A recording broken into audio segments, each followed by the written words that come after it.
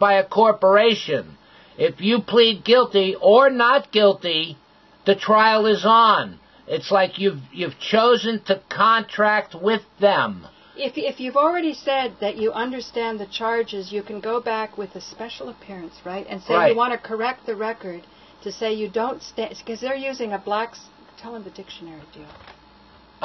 If you look up, you can't look it up in the new Black's Law Dictionary. You got to get one of the old ones that's from the 6th or 5th, but anything past the 6th has been corrupted, right? If you look in Black's Law Dictionary, you'll see that if you stand under the charge, when the judge says to you, do you understand the charge?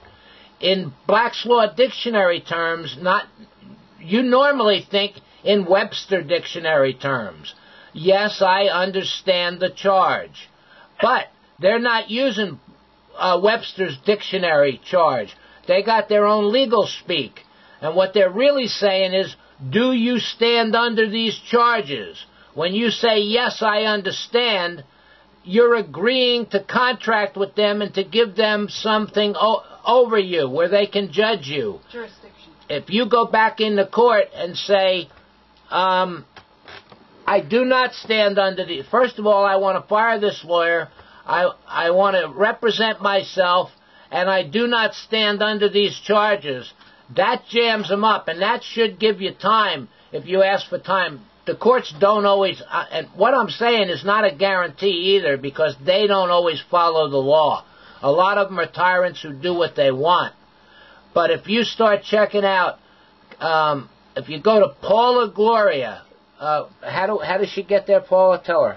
You go to youtube.com / Paula Gloria. Are you there? ULAGLORIA? Yeah. Okay. If you go there, you'll see, we've been studying this like crazy because the corruption isn't just for pot. It extends to the mortgages and it extends to health care. Where little children are forced to take chemotherapy. It's all contract law. It's taken us a long time to get to this point, and it's just somebody passed to us your case, and we're thinking if you have the gumption not to take a plea, you've already accomplished enough to make us think that you would be open to this rather radical but highly effective once you've understood its step. It's a huge amount of material, and I've collected a lot of it. I'll give you another website, myprivateaudio.com, www.myprivateaudio.com, and that's the website of Angela Stark, who has a radio show out of Los Angeles.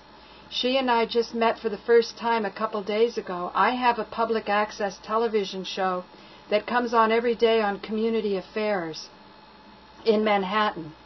And I'm starting to hook up with her, and then there's another lady I'm hoping to soon work with. We just spoke to her before you, Carrie Lee Miller in Canada, and she's working with a man named Dean Clifford, who's a contractor who really has made it very, very simple. But everybody you should definitely get the Dean Clifford stuff and study it. Did you say Carrie Lee Miller Clifford or? No. Carrie Lee has a show called Lifting the Veil. I think you can find it on Free Think Radio. I mean, this is an overwhelming amount of information we're giving you. We're just trying to find the best way to deal with your case. It's coming up on Tuesday. It was today. Oh, it was today. And what happened? Well, it got down to the last 2 minutes, and I was still saying that I didn't want to take the plea, and, someone from the ACLU contacted me because I had contacted them to know, is there any chance, and also Keith Strope, who started Normal. Forget Keith Strope. He's a backstabber. He won't do nothing for you. Okay, well, even after the ACLU said, you're going to lose and there's really nothing that we can do for you, and Keith Strope said, you're going to lose and there's really no way your attorney can defend you, take the plea. Even after that, I was still, up until the last 2 minutes, telling my attorney I don't want to take the plea. And he was going, well, what? And he's someone that has taken on my case pro bono. He took it on, and, I feel like he genuinely cares. But he, in that last 2 minutes was going, well, Lindy, what is going to defend you? And I said, well, how about this and how about that? And he just told me how, that wasn't going to stick. And all the lawyers told me I was going to jail and there was no way. And that's why I got rid of all the lawyers. They all work for the Bar Association. And their first loyalty is to the bar and to the court, not to their client. If you say that to him, if you say, what is your first loyalty? Is it to the bar and the court or to your client? He's going to tell you. And that's a good reason to say, wait a minute, I don't want this guy to defend me. His first loyalty is to the court. And his first loyalty should be to me if he's defending me. Therefore, I want to defend myself, and I need time in order to do that. And actually, don't say defend. Therefore, I need time to represent myself. When you say defend, you make yourself a defendant. But what did she do? And even represent is not the best. To speak in my own behalf is even better. Okay. What about the last 2 minutes, Lindy? Oh, yeah, keep telling us. Well, it seems that, my attorney, he said you have a 1% chance of winning, and I said, well, will you at least stand in that 1% chance with me and take everything that I've given you that should be in my defense in terms of what's right as a human being, and grasp at straws, I don't care, just try. And he just said that he could not, in good faith, say that he could do that because he knew that we were going to lose, and he didn't want to see me go to prison. And if I wasn't in prison, I would have a better chance of keeping my child from going to her abusive father, who was anonymous caller number 1, and so I took the plea. But we did a motion to suppress before today's trial, and he did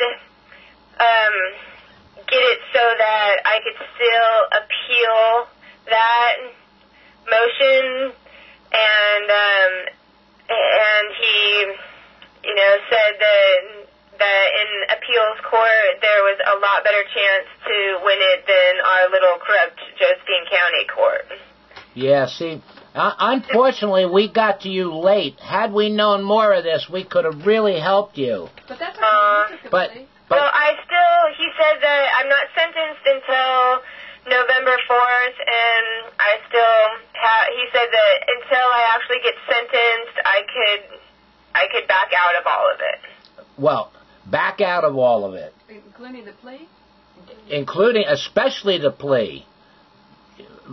Try to rescind the plea. Just say, and the way to do it is, if you go in and say, you found out, do it tomorrow, or actually do it in paperwork, right? Say that you found out that your lawyer has loyalty to the court and to the Bar Association over you. Therefore, you were ill-advised by your lawyer, and you want to go back to the beginning, to the start. He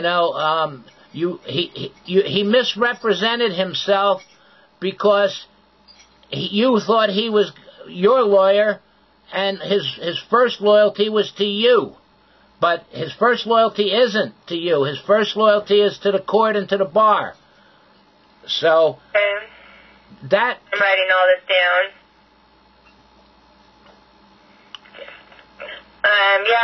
That was the worst feeling I've ever experienced. It felt like I was being violated, and I had to publicly go and say, I deserve this, thank you very much.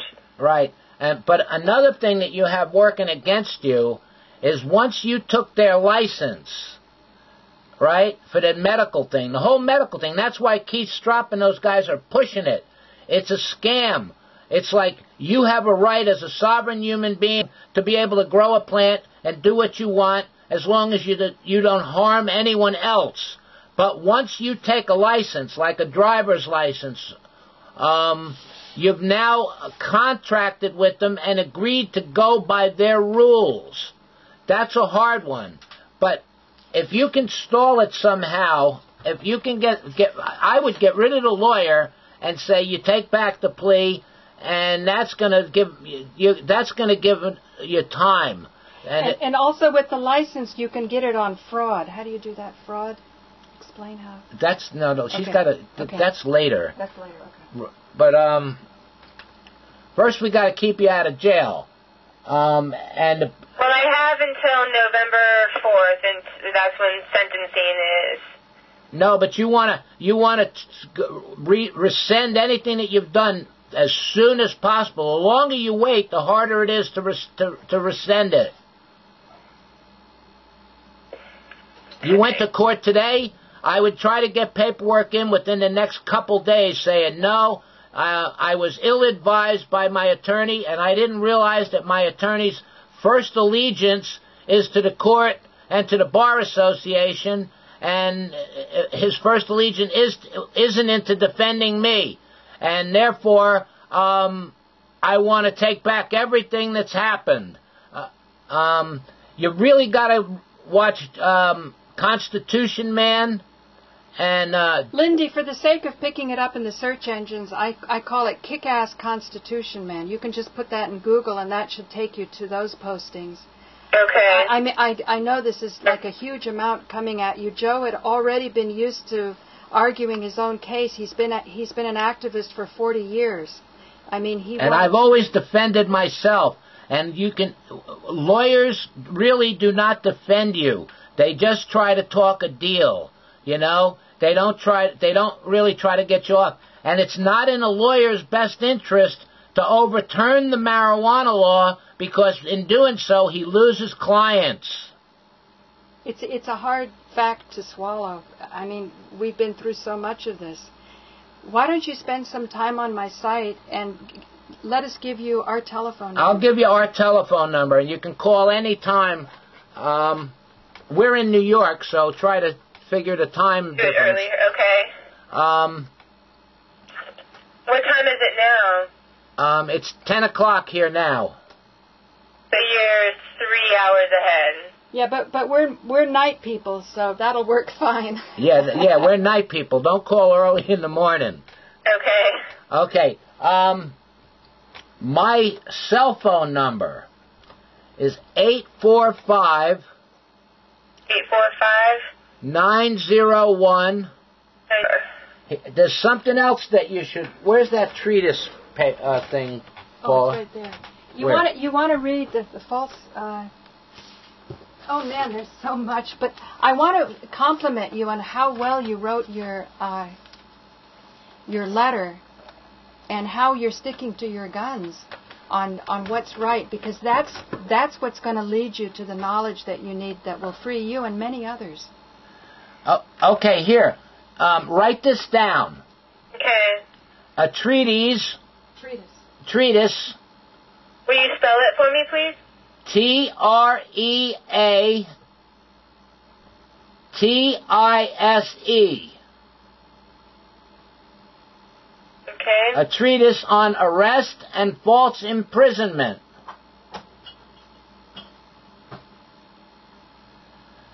By Charles A. Weissman. WEISMAN.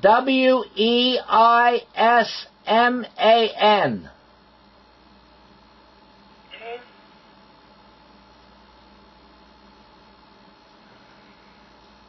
All right. And please tell me your name again.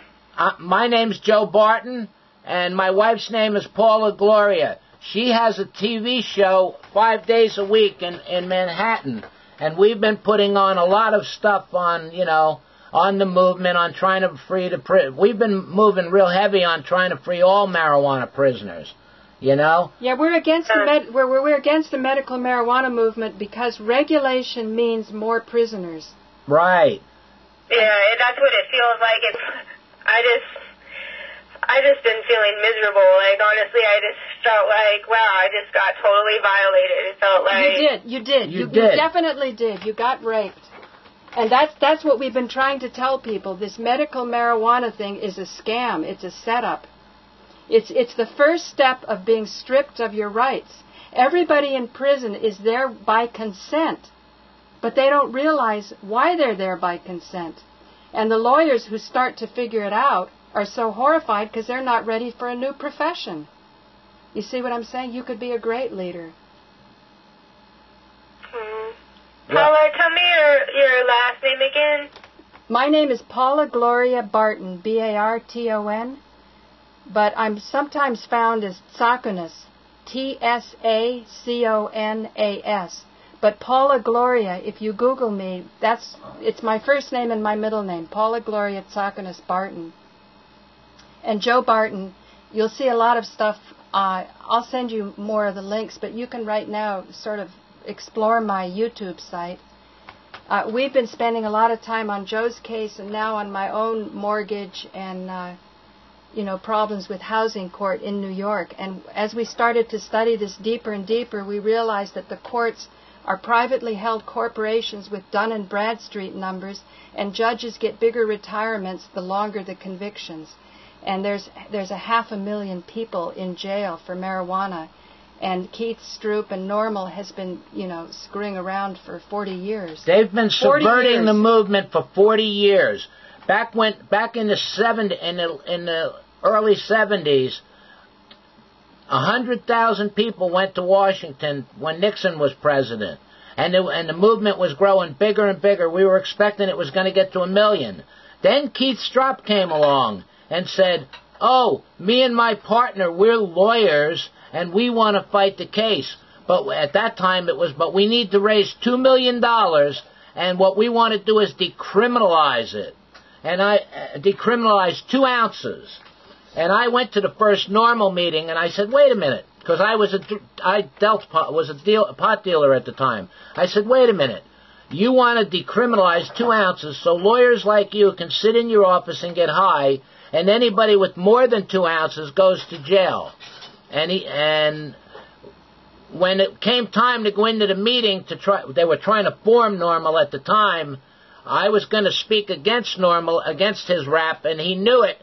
He had 2 guerrillas grab me and one other guy who was going to talk against them, and they locked us in a room and wouldn't let us speak at the very first Normal when he was trying to start Normal. He's a real snake. Wow. And for all these years, he's been collecting money, and he's never went for, we got to free the prisoners. Unless the person is saying, we want all our brothers and sisters out of jail and we don't want no more going in, they're full of shit. That's how you know who's real in the movement.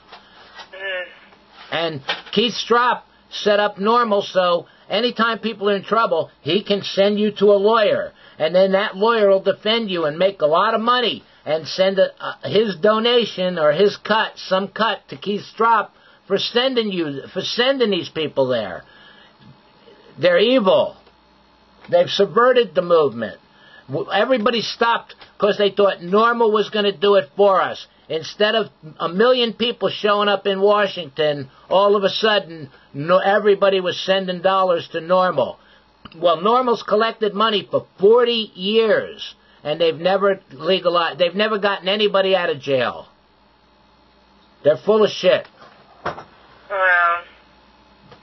Well, no wonder, even after I talked to him, I was just like, why does this not make me want to change my mind? Why does this not,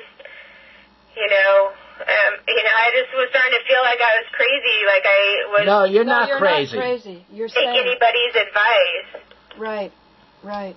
And also... We'll give you the information, but you got to do the work. Yeah. But Joe's case, we were in the prosecutor's office recently, and he was offering Joe and his son a ticket. All right, it started out the second time they came in. They got us with 2 pounds of weed, and they were going to charge us with felonies, right? But it went to the last court that we just tied them up for 3 years in paperwork, and they didn't want to deal with us again. feels like they've just created ways to fuck us all. Exactly, exactly. And Keith Stropp is actually works for the government. The government wants medical marijuana. They wanted all the hippies to say, oh, we want it, we want it, we want it. Then they give it to us and they say, yeah, but you can't supply the dosage and you can't give a proper kind of drug. Therefore, we're going to turn it over to the pharmaceutical companies, and anybody that don't have a license is going to be still a fucking criminal.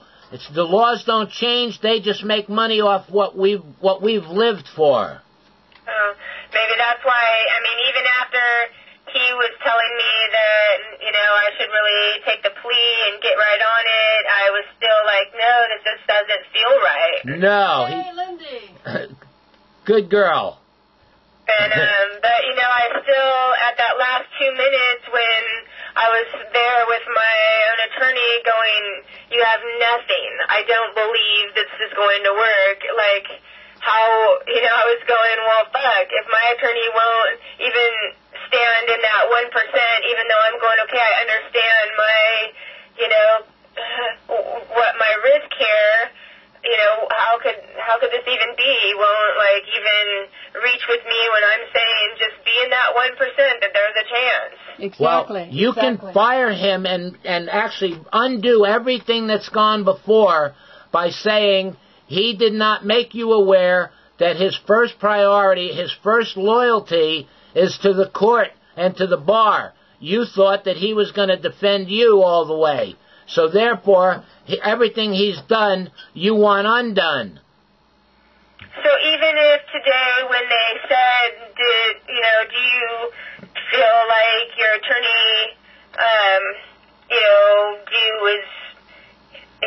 inform you and did his job right and... Well, the way to fix that is ask your attorney, right, if his first loyalty is to the court and to the bar and not his client. And he's going to have to say yes. If he's honest, he's going to have to say yes. And then you say, I have just been informed. I didn't know this before. Therefore, I want everything that he's done undone, and I want to speak for myself on my own behalf. Don't say defend. Speak for yourself on your own behalf. And you want to rescind everything that's been done up to this point because you didn't know that his first loyalty is to the court and to the bar. Okay. And what he's saying is he ain't going to do anything that's going to jeopardize his license to defend you. If he won't answer it right, say, would you risk your bar license to defend me? And if he says no, then it's obvious that his first loyalty is to the court and to the bar. And therefore, he can't properly defend you. How can he have two loyalties, one to you and one to the court? What if he says that he would risk it? He didn't even give you one. To use him? He wouldn't give you 1%, Lindy. We're telling you why. He could be the best guy in the world, but as long as he's part of this union, his hands are tied. Yeah. Right. And you got to sit down and just start watching the stuff that we've been telling you. Especially, tell her how to get to Clifford. What I'm going to do, Lindy, I've got your email, and after this conversation, Joe and I will sit down, and I'll try to prioritize the links, because I got 1,000 videos up. It'll be overwhelming. We just want to see... See, the thing is, Joe took a plea, too, right? Right. And but I rescinded it, and right now I'm appealing it. I went in the very next day. See, there's a thing in contract law that you've got, 24 hours? Or? I think 48 hours. 48 hours. So what we're trying to do is make this next 48 hours as productive as possible so that you feel confident. But you're already on the right track, Lindy. You're listening to your deep sense of guidance. And that's probably what attracted us to call you. Otherwise, we don't want to waste our time with people who feel it's hopeless. right? You gotta, and after 3 years, they had to let us go with no jail, no probation, no peeing in a bottle, nothing, right? So they didn't want to indict us. So when they chose not to indict us, it went back to the smaller court in Saugerties. Then when we went before the judge, I told the judge I don't stand under these charges. Right, well, I'll back it up a little bit. First they said, okay, we're going to just charge you with a Class A misdemeanor. And I said to the prosecutor, you can't do better than that, right? And he said, okay, how about a Class B? Now I knew I had him for sure, you know. Then I said, no, I'm not going for a Class B, right? And then he said, well, I'm busy in court, because he didn't want me to say in front of all the other people in court. They don't want me to speak in front of all the people, because then everybody will start taking on my argument. So he said, come to my office. So then we went to his office, and he said, look, how about we drop it down to possession of one joint, and you pay a $100 fine. And we turned him down. And then we put in our paperwork, and put in your paperwork as affidavits of truth, right? We'll help you along with it after you get a little more education. And we put in our affidavits of truth, and the prosecutor has failed to respond to it. Now I'm going to put in a paper to the court saying, since he didn't respond, I'm defaulting him, and I want the case thrown out, because he put up no argument, and my argument is the only argument there, so it should stand as truth, since he chose not to argue.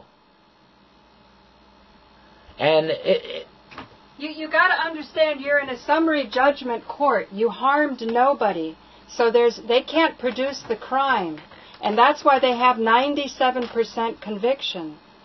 Because they trick people into giving up their rights and giving them jurisdiction over you. So even with the license and violating the laws of giving my quadriplegic friend weed and being half a plant over what I'm allowed, there still is. No, see, there's part of your flaw in your argument of what I'm allowed. What you do is you say the law, you have a right. They're violating your right to grow herbs and to do what you want. And what you say is you were tricked into the license. You were not fully informed of everything involved with getting the license, and therefore you've been tricked. And it makes any contract you had by the license null and void.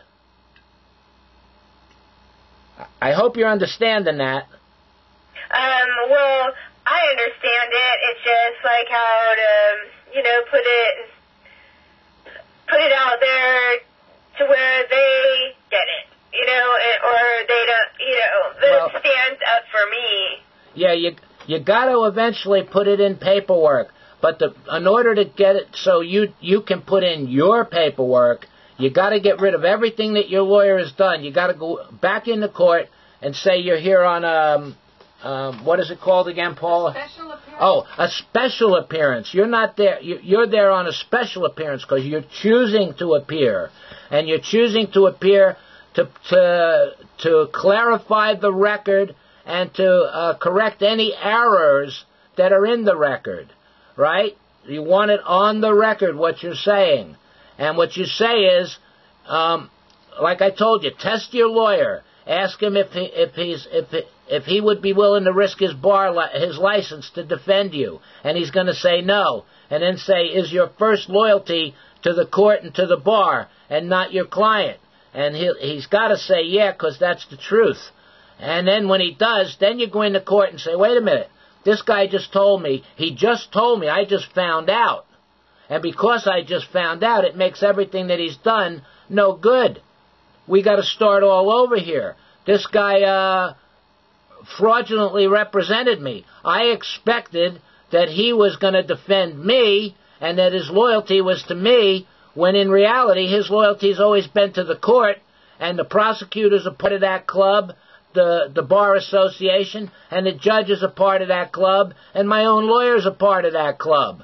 So I'm the only one that's not a member, and I'm at a disadvantage here, and I don't know what's going on, and I've been tricked by this lawyer, and therefore I want to rescind anything that's happened before this, up to this point. I want to start all over from go, and I need time to submit my paperwork, and hopefully that'll buy you 60 to 90 days. They may give you 30, but if you in your 30, you can put in paperwork that's going to get you more paperwork. But you got to do that right away. Okay. And right now, study. What's his name on the radio show in Canada? Dean Clifford. We'll send you the links, Lindy. We'll send you the links, and we'll send them to you in an orders. Watch one first, and then watch the second one and the third one, and really study. You might have to watch it 2 or 3 times to really get it. But believe me, the information to keep yourself free, we will send you. Okay. And Lindy, when I first met Joe and fell in love with him, everybody told me he was going to go to jail and to prison, and they would throw away the keys. This was from a lawyer that I used to have on my TV show. So this is a big learning curve, that we've been through. And I'm only saying, if you told your lawyer that you would not take a plea for 1% possibility, that means you called us to you. You know what I'm saying? Mm-hmm. You're asking for this. You're prepared. You're ready. Now you just need the knowledge. Did I give you my phone number? Your cell phone number, yes. Yeah. Okay. After you've watched all that stuff, well, that's going to be hours. Which is going to take you some time. Call me. Okay. And Paula will send it to you now. Okay. And if whatever we can do to help, we're there. All right, I'm on it. Okay. Lindy, how old are you? 37. Oh, wonderful. And how many? Do you have children? Yeah, I have 2 daughters, a 9-year-old and a 13-year-old. Oh, good for you. Okay, well, I'm really glad we connected, and I want to thank Craig in Reading because he sent us your case, and we just opened it up right now. Do you know Craig? I'm not sure. I was just reaching out wherever I could to find something, someone. I knew that I needed help. I needed support, so... Only if you represent yourself do you retain all your rights. And you as a sovereign human being have rights that they can't take away. But they don't let you know that. There's a chance, Lindy, that we can resolve this on an administrative level, so you don't have to go back to court. Well, but we got to get rid of the plea first. And you got to get rid of your lawyer in order to do it. Yeah. Since he's already said you got 1% chance, and he don't even want to do it, you might as well get rid of him and argue it yourself. The people who are doing the best are the people who are arguing themselves. If you really look at go on the court records and see. The people that are winning, you're going to find pro se people. I think it was people who get lawyers lose 97% of the time. Pro se people, the losers are like 83%. So you've got a much bigger percentage of winning as defending yourself than you do with a lawyer. And a lot of the pro se pleadings are people who just had no knowledge of law and just went in there and said, well, I can do better than a lawyer. And they weren't prepared. They weren't prepared. So the statistics would be a lot higher if those people knew more about law. You see, you're being set up. I can see you're on the normal site here and things to lose. They want to prove that if you're 1/2 plant over, you're screwed. Yeah. That's what they're doing. They're trying to get everybody into lockstep, not even realizing that they had more power with their constitutional rights than they did with anything that could be given from some... and normal's working for the... What about our just constitutional rights to, life, liberty, the pursuit of happiness, and when does, our basic human right to help another fellow human being override, these laws? That's so powerful what you're saying, that if you set it up right, the judges will run away because it's treason to the Constitution. I called him a traitor. I accused my judge of treason, both me and my son, in court, and we were appealing his even though we didn't go to jail or none of that, we're still appealing that decision, right?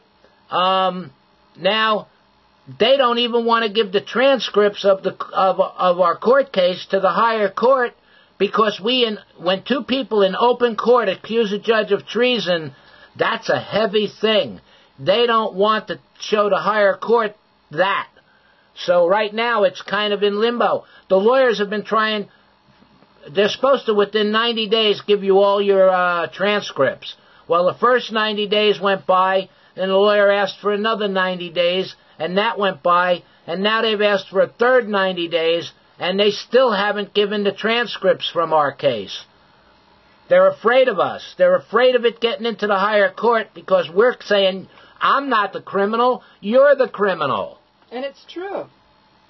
Every court has a Dun & Bradstreet number. There's a QSIP number that people have, and on each indictment, that indictment then goes to a bond market, and they trade and speculate on how long the sentence will be.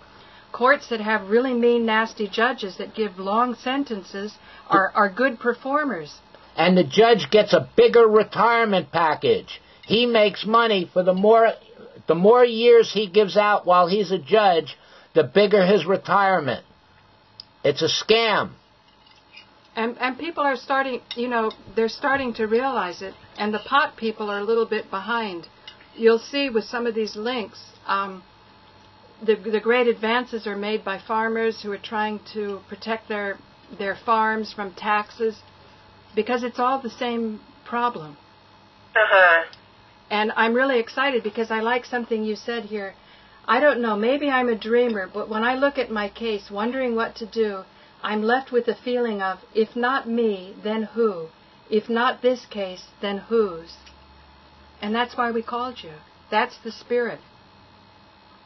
Oh, thank you. Yeah, thank you, Lindy. So we'll fix an email up for you right now, and if you go to youtube.com/Paula Gloria, you can start to see what I've got posted already. Okay. Okay? All right. Thank you. I'm sure you're going to be successful. Well, I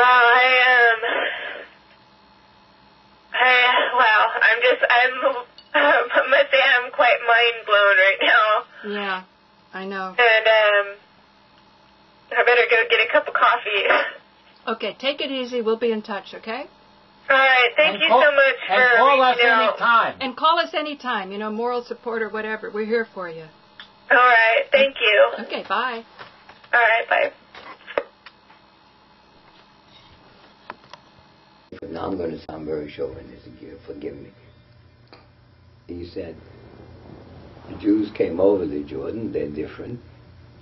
And Ivri means you got to be different. And the essence of Judaism is changed. Now, we see that Jews, Orthodox Jews, lock themselves in. The Hasidim wear garments, they say from the 16th century, with the curls and all that stuff.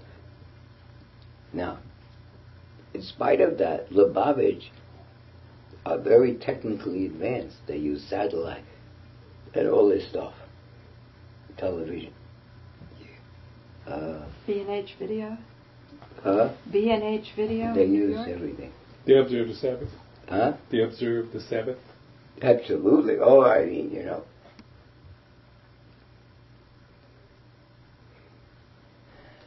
could talk about that, but I don't want to. The other Hasidim, see, they have called it Tchum. they put an Eruv. Women want to take the baby carriages, so they put ropes, put a wire in an area.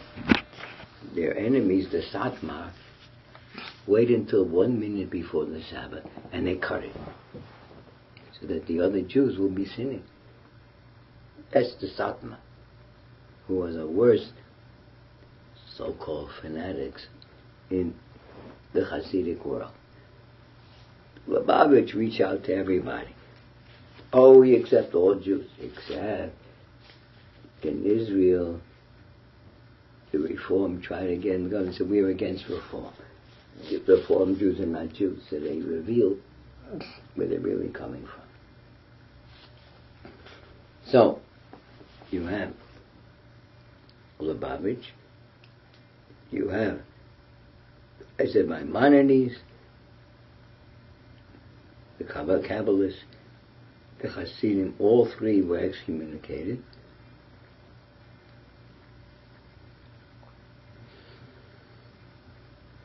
Rabbi Mordechai Kaplan, who started a movement called Reconstructionism, which is Judaism without the supernatural, a very interesting concept.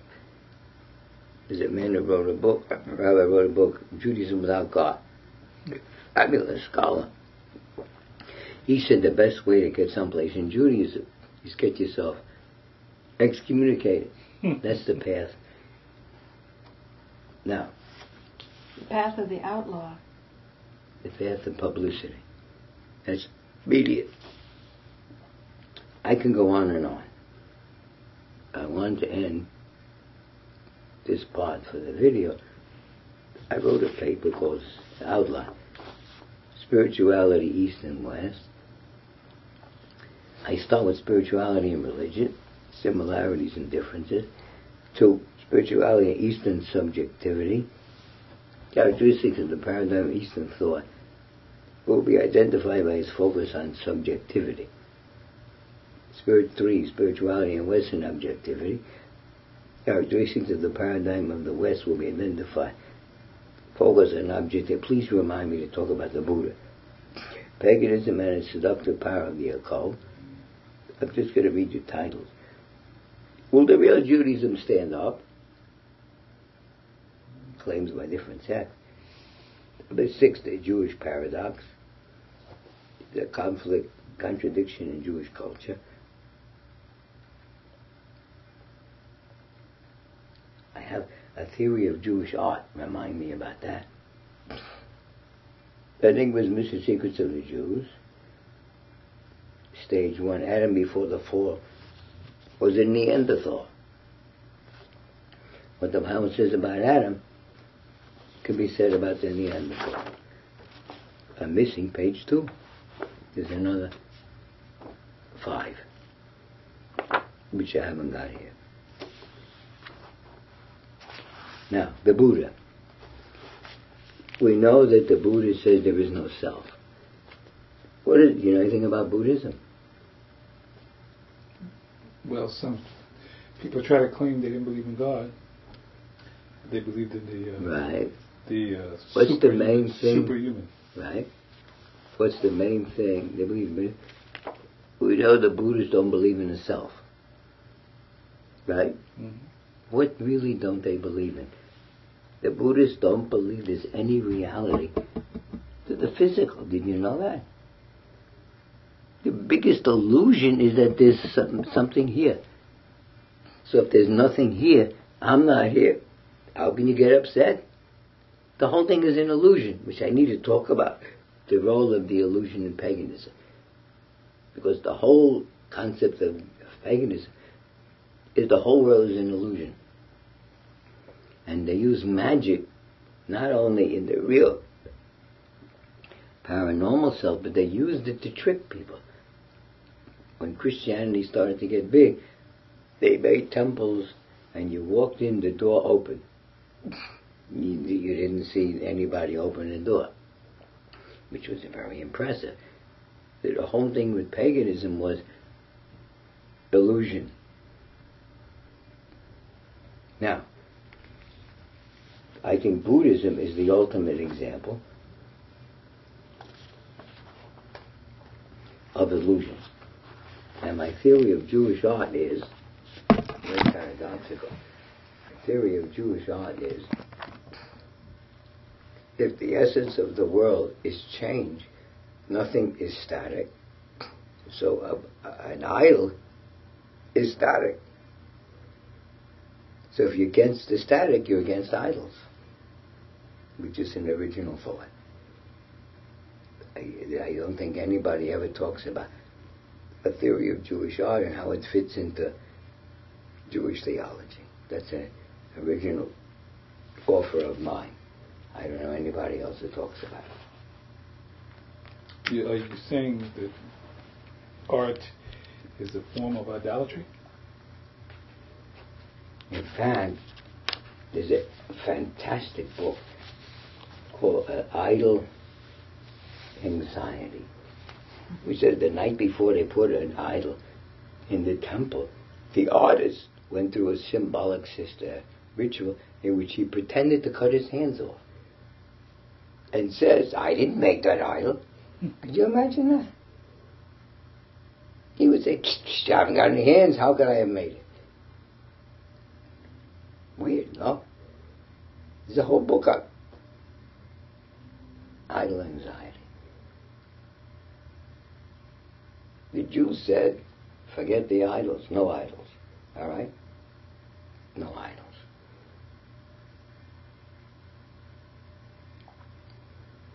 You got killed for idols. The golden calf is an idol. So what's the relationship then between all the rituals and the ceremonies? It's worse than that. The whole tabernacle in the desert was full of pictures and idols. And every curtain they had a picture of a lion did something. So the whole... Picture of a lion? Yeah.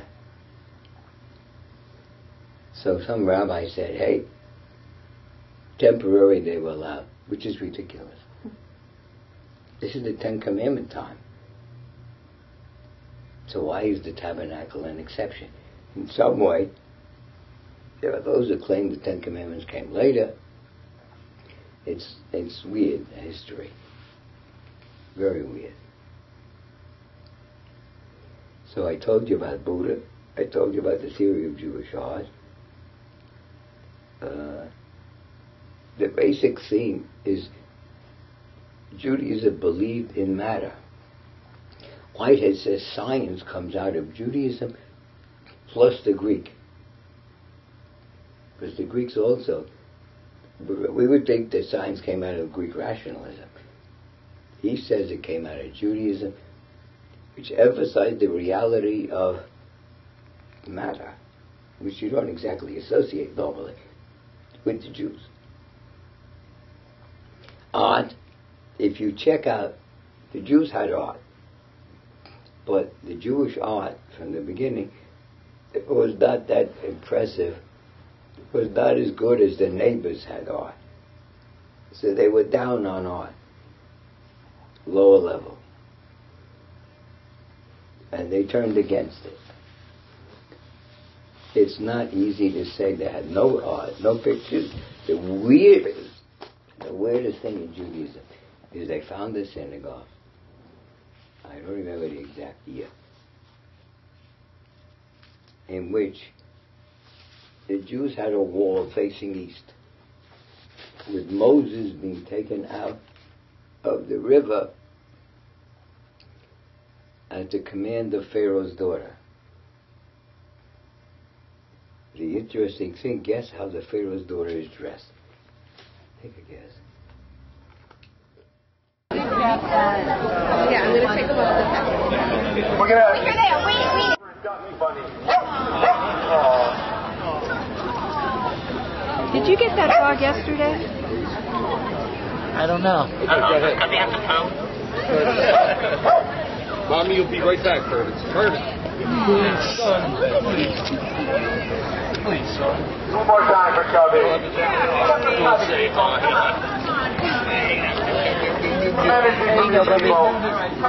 There you go. Yeah, that's so. All right, come on, leave them go. They got to take pictures. All right, Curtis. Cash Buddy Movie Award.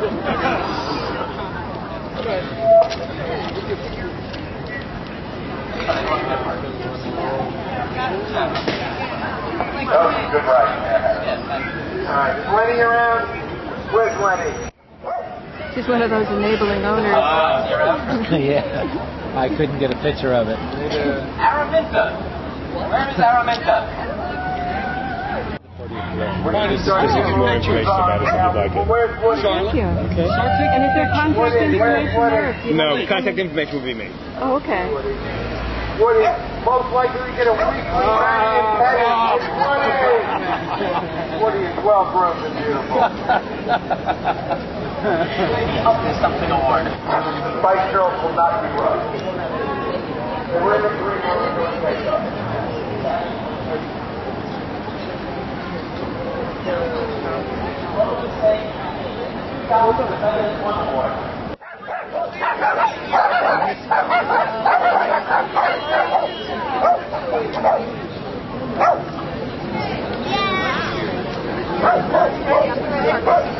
Charlie won't get off the red carpet.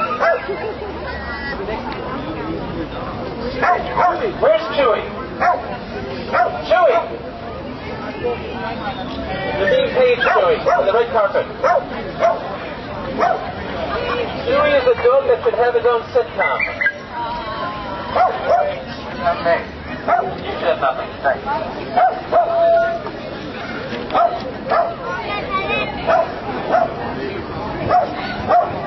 We're about to experience nepotism at its best. Where is Bauer? Matt Fox of the GNA, where's his dog Bauer? This is the biggest suck-up award, people. Gee, whose dog could this be? The Nepotism Award to Bauer. There you go. Armando. Where's Armando? Armando.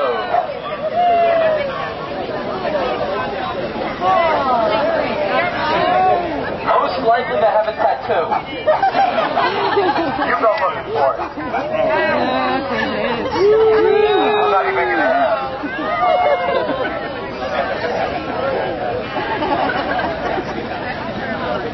Do you have a dog? No. Just brought the dog. Yeah, but your child loves it. What do you think of the doggies? Say bow wow. It doesn't like fire hydrants. How unusual.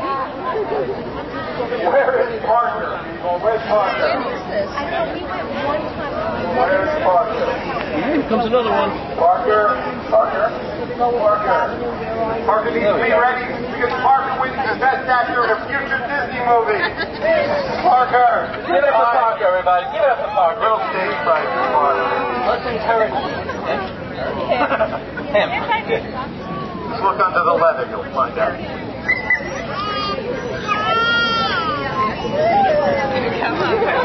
Parker, set it up. Bill Potts. Bill Potts. Here he is. Bill Potts was the Jenny Craig Award. Three, and right, this is before. I'm glad you got that one. Next Trying year to will be tell after. me something, are you?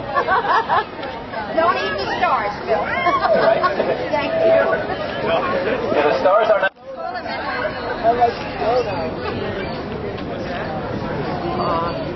Great. Thank you. Thank you.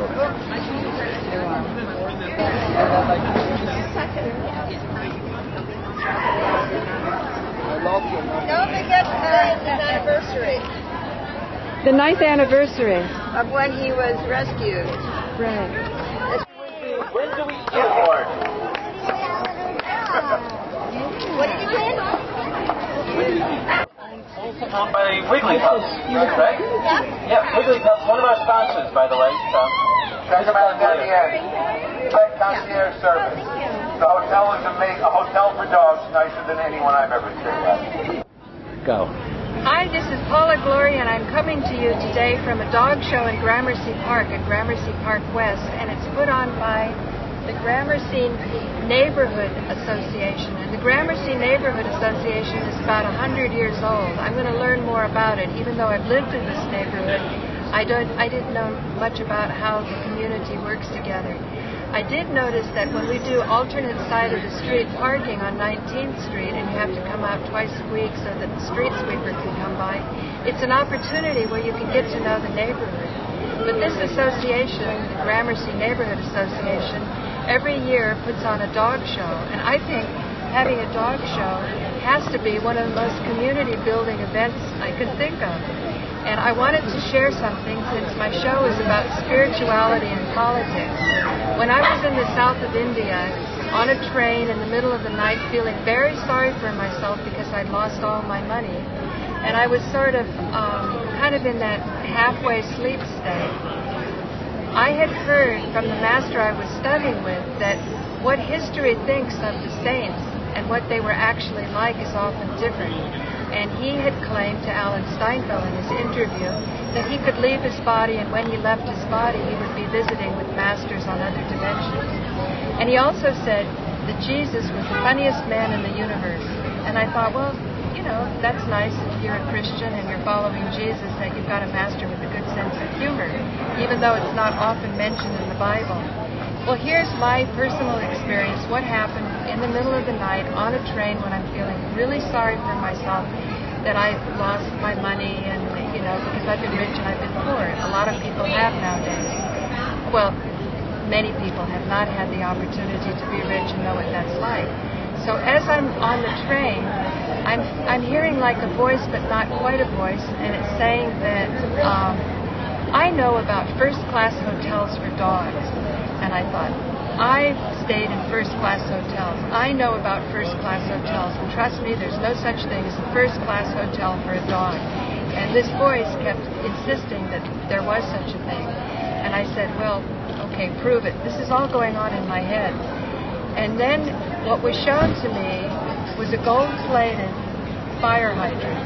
And I realized that was a first-class hotel for a dog. And also, if this was Jesus visiting me, you can't tell, but for sure, this humor that was going on in my head, this other voice that was coming in, totally shifted my attitude. And attitude is everything. If we can change our attitude or just be open for the help so that we can change our attitude and move out of depression and despair, many, many things can happen. And I think that's what real mastery is. If we can do that within ourselves and if we can help other people do it. I'm looking forward to learning more about what this association does in the neighborhood, and I hope to work with the police in this neighborhood to see if we can make sure that we don't have our right to travel freely converted into a privilege and then charged, have some outside agency, even if it's called the mayor's office, charging for that. So, this is Paula Gloria, over and out. I don't know if